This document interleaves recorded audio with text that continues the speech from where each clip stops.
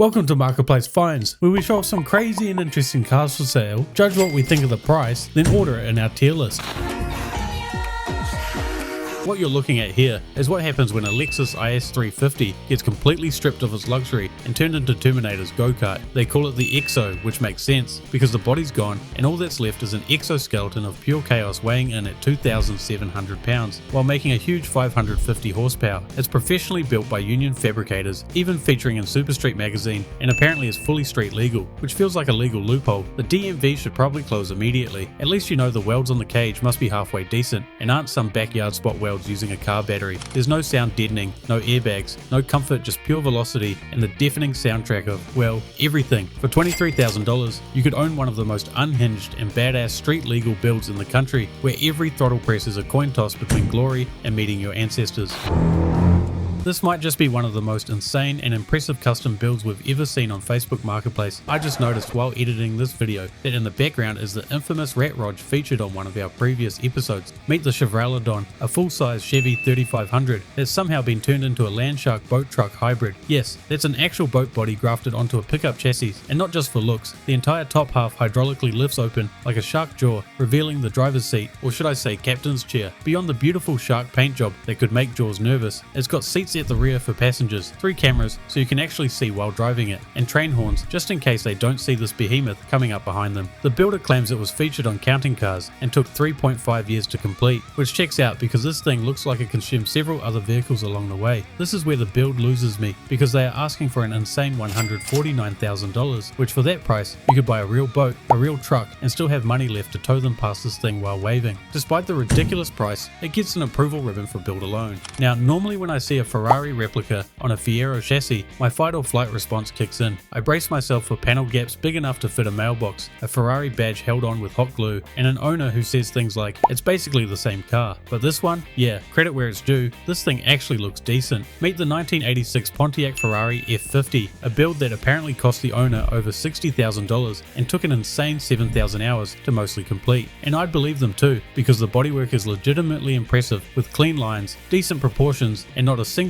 obvious chunk of Bondo melting under the sun. You could park this next to a real Ferrari at Cars and Coffee, and at least half the dads and Oakleys wouldn't notice. Underneath that cosplay sits a ported V6 with oversized valves and a moderate cam. It's paired with an automatic transmission, though the builder added a handmade gated shifter, which is basically the car version of wearing a fake Rolex with confidence. The interior is where the illusion crumbles. Even your grandma would look inside and say, that ain't no Ferrari. It's tidy, but at $30,000, it's a tough sell, knowing $60,000 already vanished into the project. For that price, they could have just bought a real car and saved 7,000 hours of heartbreak. Next up is a 2001 Chevy Silverado that's gone through more plastic surgery than a Beverly Hills housewife and somehow came out orange, topless, and full of confidence. From the outside, it's bright enough to be seen from space, but man is the paint smooth, especially because of the shaved door handles that even includes the bed of the truck. The roof has completely gone, so she's basically a convertible now. And yes, those massive chrome wheels are legally required to blind at least one bystander at every car show. The interior's been painted the same shade of nuclear orange, which is great for matching your spray tan and bad for driving at sunrise without sunglasses. And perched on the back is a pair of stuffed tigers, because apparently Joe Exotic consulted on the build. Under the hood, you'll find the 4.3 litre V6, not exactly a powerhouse, but hey, it only has to move 2 seats and an ego the size of Texas. At the $17,500 asking price, you too can own a car that featured in a magazine 21 years ago and pretend it's your biggest life achievement. Meet the 1965 Bedford Pakistani Jingle truck, quite possibly the most gloriously over-decorated vehicle on the continent. Every inch of this thing is covered in custom metalwork, mirror mosaics, and hand-painted artwork. There's more craftsmanship here than on a dozen SEMA builds, and not a single one of those had a unicorn mural or a giant plane on it like this one. There are quite literally too many things here to list, and the longer you look, the more random stuff seems to appear. But that exterior has got nothing on the interior, because holy hell, it's like a walking kaleidoscope. Every single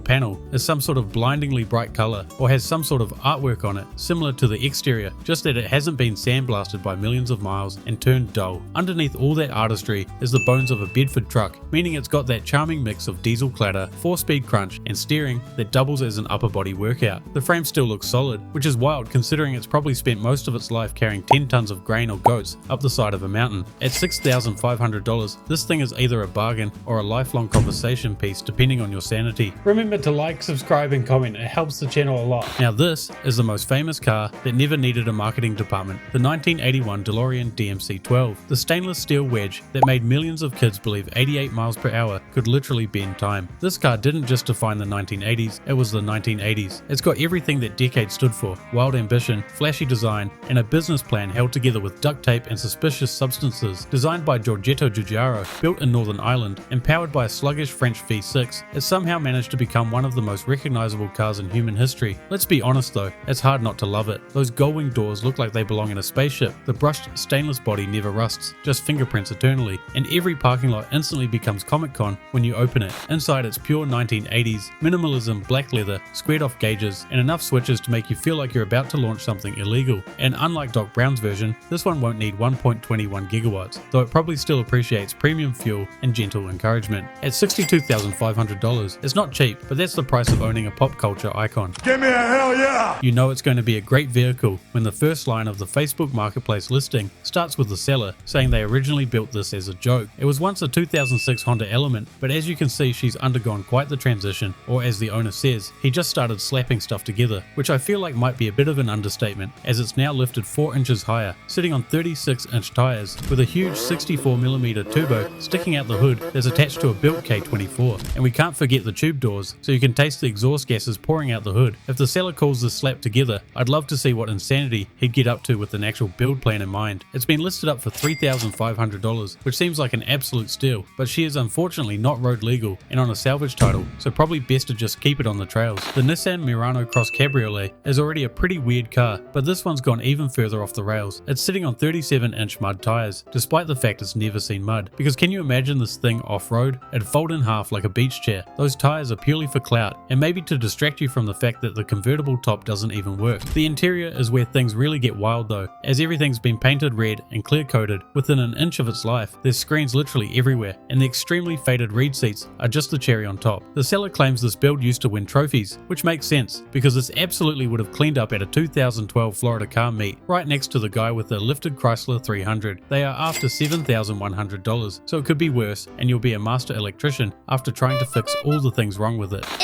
What you're looking at is a 1991 Daihatsu Miura Walkthrough, one of the quirkiest and most charming microvans ever to leave the land of vending machines and over-engineered toilet seats. The Miura started life in the late 80s as a basic city car, tiny, efficient, and built to fit Japan's Kei Car regulations, which limited size and power so owners could dodge taxes and parking headaches. But the walkthrough version took that practical DNA and stretched it into a little rolling hallway. You can literally stand up and walk from the driver's seat to the back doors without ducking, hence the name. That is if you're the height of a Japanese man. Under the hood sits a mighty 660cc 3-cylinder engine, or about the size of a Coke bottle, but probably with more fizz. They usually only make roughly 40 horsepower, but this one has a hood scoop, so I'm guessing it has a turbo too that probably bumps it up close to 60. The seller is after $21,000, and even though a Miura with this body style is much rarer than the normal ones, I just don't think it's worth that amount yet.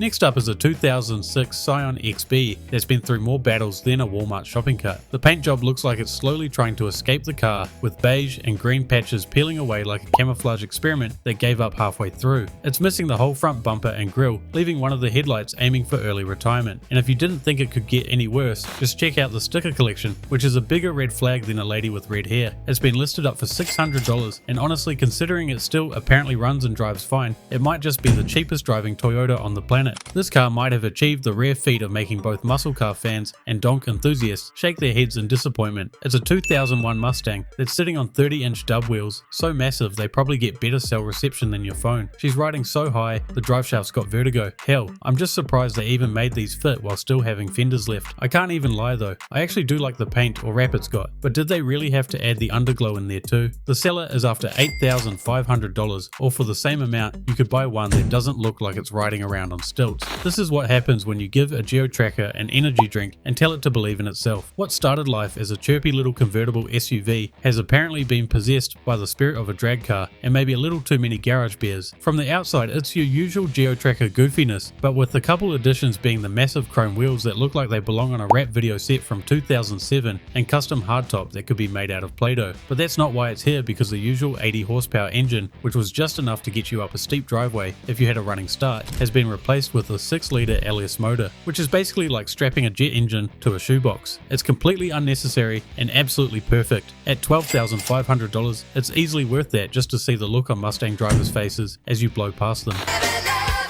Next up is a good old 1975 Chevrolet G10 Shorty that radiates the kind of energy that gets you banned from school zones. It's rocking faded primer grey paint, fat tyres, side pipes, and most importantly, Playboy bunny windows, because nothing says trust me, I'm normal, like tinted rabbit-shaped portals into whatever crimes against interior design are happening inside. That decal alone tells you this van has seen some stuff, the kind of stuff that probably made the phrase what happens in the van stays in the van necessary. You can practically smell the stale cigarette smoke, cheap cologne, and regret through the screen. Inside, the dash is covered in orange faux fur, like they skinned a Muppet to make it more luxurious. I am pleased to say though, the owners have removed whatever stained mattress they had in the back, so that will make it a lot easier to sanitize. At $14,000 I think they're asking for far too much, as there's much better vans out there for the same price. Now this is what happens when your childhood dream car meets your adult budget. A Lamborghini Countach Replica, allegedly built on a Pontiac Fiero, but possibly on hopes and fiberglass dust. The seller only gave us 3 photos, which is never a good sign. If someone's confident in their build, they'll show you the interior, the engine, and maybe a proud thumbs up. But when the ad ends at 3 wide shots from a suspicious distance, it's because they don't want you getting closer. At $25,000, the seller has definitely lost the plot. This is what happens when you take the term monster truck a little too literally. Behold the 1986 Ford F-150 Monster Edition, brought to you by whatever combination of Elmo, Ambien, and craft glue that created this hilarious yellow abomination. Covered head to tailgate in bright yellow paint, dotted with purple foam lumps, and crowned with 2 gigantic googly eyes on the roof. It's less Ford tough and more Ford toddler art project. The front grille has a mouthful of teeth, which somehow manages to look both hilarious and mildly threatening. It's like a Pixar character that never made it past the concept art stage. It's got a 5-litre V8, no AC, manual windows, and Russ seems to have been scared off by its appearance. For the $3,000 asking price, I honestly rate it. And for that much, who cares if they're laughing at you instead of with you?